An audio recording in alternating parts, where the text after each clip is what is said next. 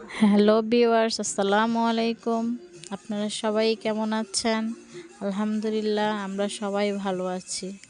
আপনাদের সবাইকে আজকে জুমার দিনের শুভেচ্ছা জানালাম। সবাইকে জুম্মা মোবারক। আজকে আমরা রান্না করলাম চেউয়া মাছ ভুনা, আর সেটা তো আপনারা হয়তো সবাই পছন্দ করেন। আর এই দিনে চেউয়া মাছ যে না খায় সে তো বুঝেই না তার মজাটা কেমন। আমরা তো চেউয়া মাছ অনেক পছন্দ করি। আমাদের বাসায় প্রায় সময় এই মাছ আনে আমার শ্বশুর আব্বা, আর সেই মাছটা আমরা অনেক মজা করে রান্না করে খাই, তাও আবার লাকড়ির চুলায়। আপনারা কি জানেন লাকড়ির চুলার রান্না কত মজা হয়? আপনারা রান্না করে খেয়ে দেখবেন। যারা গ্রামের বাড়িতে আছেন তারা তো অবশ্যই লাকড়ি দিয়ে রান্না করেন।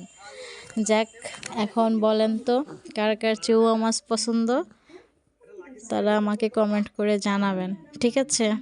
আর আমার সাথে একজন আছে, সে ধনেপাতা, তারপর কাঁচামরিচ, তারপর টমেটো এগুলা কেটে আমাকে হেল্প করতেছে, আর আমি রান্না করি।